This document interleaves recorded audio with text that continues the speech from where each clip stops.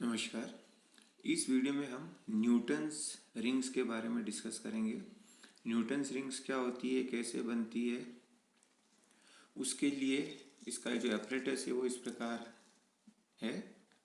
S एक monochromatic light source है जो इस लेंस के फोकस पर रखा हुआ है। यहाँ से रेज जो निकलेगी, लाइट निकलेगी, वो इसके से निकलने के पश्चात पैरेलल हो जाएगी। ये जो पैरेलल लाइट है एक ग्लास प्लेट पर इंसिडेंट होगी जो हॉरिजॉन्टल के साथ 45 डिग्री पर रखा हुआ है। इस ग्लास प्लेट से ये पार्टली नीचे की ओर रिफ्लेक्ट होगी। अब यहाँ पर एक प्लेनो कॉन्वेक्स लेंस है और एक ग्लास प्लेट है, उसका कॉम्बिनेशन लिया हुआ है। दोनों के बीच चारों ओर एक एयर फिल्म बन जाती है। उस एयर फिल्म की मोटाई, थिकनेस, जहाँ इनका पॉइंट ऑफ कांटेक्ट होता है वहाँ 0 होती है और आउटवर्ड बाहर की ओर ग्रेजुअली इंक्रीज होती है। तो इस एयर फिल्म के कारण रिफ्लेक्टेड बीम भी प्राप्त होती है और ट्रांसमिटेड बीम भी प्राप्त होती है। तो हम पहले रिफ्लेक्टेड बीम के बारे में डिस्कस करेंगे, फिर ट्रांसमिटेड बीम के बारे में, किस प्रकार वो रिफ्लेक्टेड बीम में आपस में इंटरफेरेंस होता है, व्यतिकरण होता है और हमें सर्कुलर फ्रिंजेस प्राप्त होती है, वृत्ताकार फ्रिंजेस प्राप्त होती है। अब अगर हम मोनोक्रोमेटिक लाइट सोर्स का यूज़ करते हैं, एक वर्णी प्रकाश का, तो जो सर्कुलर फ्रिंजेस होती है वो alternate dark and bright fringes होती है, एकांतर क्रम में अदीप्त तथा प्रदीप्त फ्रिंजेस। और यदि यहाँ पर वाइट लाइट का यूज करते हैं, श्वेत प्रकाश का, तो जो फ्रिंजेस प्राप्त होती है, सर्कुलर फ्रिंजेस, जिनको न्यूटन्स रिंग्स कहते हैं, न्यूटन वलय, वे कलर्ड होती है, रंगीन होती है। अब इसके बारे में हम थ्योरी डिस्कस करेंगे। अब हम पहला केस ले रहे हैं, Newton's ring by reflected light, परावर्तित प्रकाश द्वारा न्यूटन वलय। इसके अंदर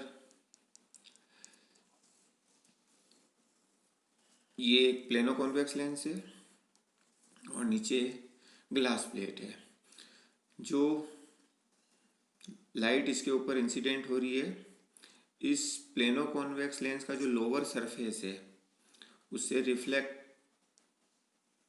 हो रही है कुछ पोर्शन, और जो भाग नीचे जा रहा है ग्लास प्लेट, कुछ भाग उससे रिफ्लेक्ट हो रहा है। तो दोनों के बीच इंटरफेरेंस हो रहा है, जो ऊपर एक माइक्रोस्कोप लगा हुआ है उसके द्वारा हम देखते हैं। अगर इसको बड़ा करें तो इस प्रकार एक गोला बन जाएगा। इसका जो कॉन्वेक्स सरफेस है उसकी जो रेडियस ऑफ कर्वेचर है वो आर है। अब हम क्या करते हैं, एक एयर फिल्म लेते हैं जो सेंटर से आर डिस्टेंस पर है, यानी पॉइंट ऑफ कांटेक्ट से आर डिस्टेंस पर है, और उस एयर फिल्म की मोटाई पी क्यू यानी टी, स्मॉल टी ले लेते हैं। अब फॉर द ब्राइट रिंग्स, अदीप्त वलय के लिए क्या होगा, 2 mu t cos theta is equal to 2n-1 lambda by 2। ये उसके लिए रिलेशन होता है ब्राइट रिंग्स के लिए, यहाँ पर where n is equal to 1 2 3 and so on. अब यहाँ हम जो केस ले रहे हैं उसमें जो रे इसके ऊपर आती है, जो लाइट आती है वो सीधी आती है लगभग, तो जो थीटा एंगल है वो बहुत कम होता है, इसलिए कोस थीटा का मान लगभग 1 के बराबर होगा। क्योंकि ये जो फिल्म ले रहे हैं वो एयर फिल्म ले रहे हैं, वायु फिल्म ले रहे हैं, तो एयर के लिए जो अपवर्तनांक होगा, रिफ्रैक्टिव इंडेक्स, वो 1 होगा। तो ये 2t इजिकल टू ये हो जाएगा।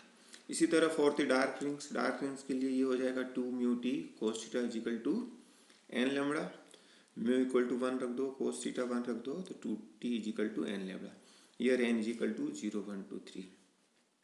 अब चित्र से हम देखें, चित्र से E P into H E, इन दोनों का मल्टीपल ओ ई इंटू यहाँ से यहाँ तक डिस्टेंस, तो यहाँ से यहाँ तक डिस्टेंस, यहाँ से यहाँ तक 2r है और ये डिस्टेंस कम करते हैं तो 2r माइनस ओ ई, तो ओ E into 2r minus O ई, तो ये होगा मैथमेटिक्स से 2r माइनस ओ ई। और ई पी और एच ई आर के बराबर है और ओ ई पी क्यू के बराबर है, थिकनेस ऑफ एयर फिल्म, तो 2r माइनस टी। अब टी का मान बहुत कम होता है इसलिए इसको नेग्लेक्ट कर सकते हैं, तो 2r माइनस टी 2r के बराबर हो जाएगा, जिससे R square is equal to 2r T, तो T equal to R square upon 2r आ जाएगा। Substituting the value of T in equation 1 and 2, जो ब्राइट और डार्क रिंग के लिए हमने इक्वेशन याद की थी उसमें टी के मान रख देंगे, तो फॉर ब्राइट रिंग्स हम ये प्राप्त करेंगे r square equal to r is equal to, and for dark rings r square is equal to this and r equal to this. When n equal to 0, the radius of the dark ring is 0, n equal to 0 रखेंगे तो r 0 हो जाएगा। Therefore the center is dark, यानी जो केंद्र होता है वो अदीप्त होता है। फिर alternately dark and bright fringes are produced, एकांतर क्रम में अदीप्त तथा प्रदीप्त वलय बनते हैं। If d is the diameter of the dark ring, अगर डायमीटर है ये व्यास है अदीप्त वलय का, तो d is equal to 2r this one. For the central dark ring n equal to 0, d equal to 0. While counting the order of the dark rings 1 2 3 extra, the central ring is not counted, यानी centre को count नहीं करते हैं। उसके बाद जो dark ring आती है उसको नंबर 1 लेते हैं, फिर 2 3 and so on. For the first dark ring n equal to 1, d1 is equal to this.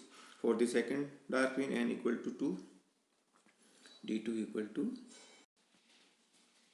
And for the nth dark ring dn is equal to this. अब हम एक केस लेते हैं, उसे समझने का प्रयास करेंगे। जो रिंग्स बन रही है उनकी मोटाई में क्या चेंज हो रहा है, क्या वो पास पास हो रही है, दूर दूर हो रही है, या सेम डिस्टेंस पर है। तो 16th नंबर की लें और 9th नंबर की रिंग लें, उन दोनों के डायमीटर का डिफरेंस लें, तो 2 √λ r। फिर 4th और 1st नंबर की लें, उनका डायमीटर और उनके बीच डिफरेंस लें, दोनों डिफरेंस सेम आ रहे हैं, यानी 9th और 16 के बीच जाने में 7 रिंग्स आती है और 1 से 4 जाने में 3 रिंग्स ही आती है। तो 7 रिंग में जो उसकी थिकनेस आ रही है 7 रिंग्स तक, और 3 रिंग तक जो आ रही है दोनों सेम आ रही है।